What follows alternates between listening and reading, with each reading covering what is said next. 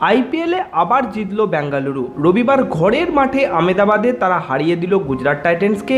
টানা দুটি ম্যাচ জিতল তারা। এই দিন ১৭ রান করলেন উইল জ্যাক, ৭০ রানে অপরাজিত থাকলেন বিরাট কোহলি।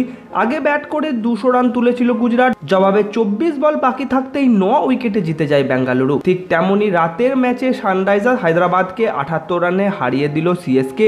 প্রথমে ব্যাট করে ২১২ রান তুলেছিলেন ঋতুরাজ গায়কোয়াড়েরা। হায়দ্রাবাদের ইনিংস শেষ হয়ে গেল ১৩৪ রানে। তুষার দেশপান্ডে নিলেন ৪টি উইকেট, তার দাপটেই ধরাশায়ী হায়দ্রাবাদে ব্যাটিং। তো রবিবার এই দুই ম্যাচের পর টিমরা কে কোন স্থানে রয়েছে, কি বলছে পয়েন্ট টেবিল, আলোচনা করব এই ভিডিওতে। তুমি তোমার পছন্দের টিমের নাম নিচে কমেন্ট করে ভিডিওটা করে দাও ঝটপট একটা লাইক।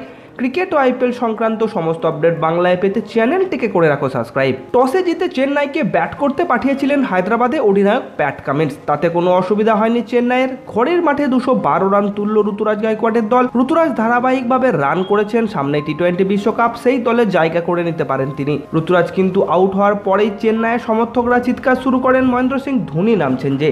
২১৩ রানের লক্ষ্য মাথায় নিয়ে ব্যাট করতে নেমে ভেঙে পড়ে হায়দ্রাবাদে ব্যাটিং।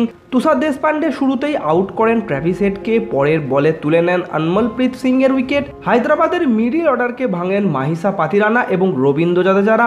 যে দল অনায়াসে ২৫০ রান তুলে দেয় প্রথমে ব্যাট করলে, সেই হায়দ্রাবাদ শেষ হয়ে গেল ১৩৪ রানে। দুপুরের ম্যাচের কথা বললে আইপিএলে প্লে অফের ওঠার সম্ভাবনা একদম ক্ষীণ, কিন্তু পরপর দুটি ম্যাচ জিতে আরসিবি বুঝিয়ে দিয়েছে তারা এখনো হাল ছাড়তে রাজি নয়। প্লে অফসে উঠতে গেলে বাকি ম্যাচগুলিতেও জিততে হবে তাদের।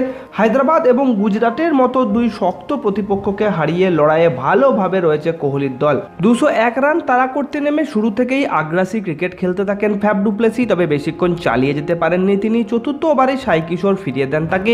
সেই একটি মাত্র উইকেট ফেলতে পারল গুজরাট। তারপরে আহমেদাবাদে শুধুই কোহলি এবং জ্যাক্সের দাপট। গুজরাটের প্রধান অস্ত্র সাই কিশোরকে অনায়াসে মাঠের বাইরে ফেললেন কোহলি। ১৫তম ওভারে মোহিত শর্মাকে ৩টি ৬ এবং ২টি ৪ মেরে সেই ওভার থেকে ২৯ রান নেন।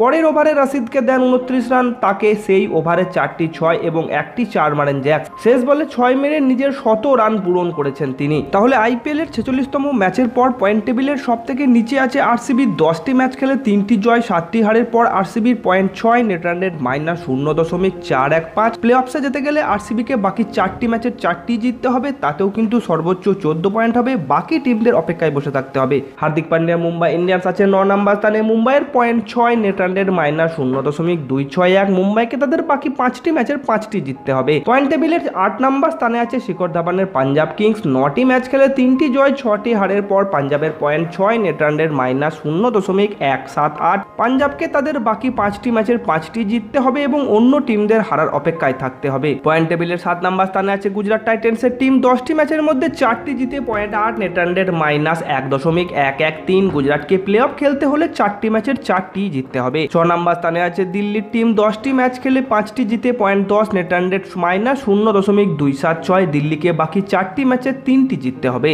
5 নম্বর স্থানে আছে লোকেশ রাহুলের লখনৌ। 8টি ম্যাচের পর Lucknow net run rate +0.148, point 10। লখনৌকে বাকি 6টি ম্যাচের 3টি জিততে হবে।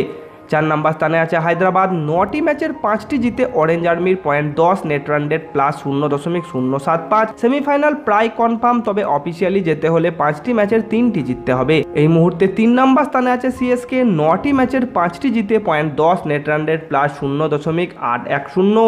সিএসকে বাকি 5টি ম্যাচের 3টি জিততে হবে। 2 নম্বর স্থানে আছে কেকেআর। 8টি ম্যাচের 5টি জিতে পয়েন্ট 10, নেট রান রেট +0.972। কেকেআরকে সেমিফাইনাল খেলতে হলে বাকি 6টি ম্যাচের 3টি জিততে হবে। শীর্ষে রয়েছে বন্ধুরা রাজস্থান। 9টি ম্যাচের 8টি জিতে point 16, net run rate +0.694। Confirm semifinal খেলছে এবং অফিসিয়ালি কোয়ালিফাই করা গেছে বলা যেতেই পারে। তো এই ছিল লেটেস্ট পয়েন্ট টেবিল এবং প্লে অফ সমীকরণ। আজ কেকেআর ভার্সেস দিল্লির খেলা আছে। তোমার মতে কোন টিম জিততে পারে নিচে কমেন্ট করে জানাও। আমার মনে হচ্ছে কেকেআর জিতবে। ভিডিওটি ভালো লাগলে করো লাইক, শেয়ার, কমেন্ট। কথা হচ্ছে তোমাদের সাথে পরের ভিডিওতে। Good bye and take care.